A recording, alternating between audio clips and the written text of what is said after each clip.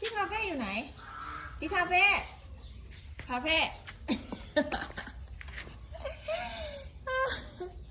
พี่คาเฟ่ทำไมพี่นอนอยู่ในกล่องอย่างเงี้ย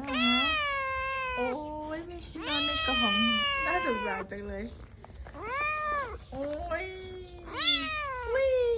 คาเฟ่นอนในกล่องเหรอไม่มีที่นอนเหรอคะคาเฟ่ไม่มีที่นอนเหรอโอเครู้แล้วดูที่นอนเขาดูที่นอนเขาเราอยากได้ที่นอนใหม่เหรอช่วยทำงานด้วยนะช่วยทำงานหาเงินด้วยนะจะได้ซื้อที่นอนให้ใหม่โอเคไหม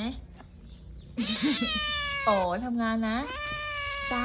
ทำงานนะคะโอเครู้แล้วที่นอน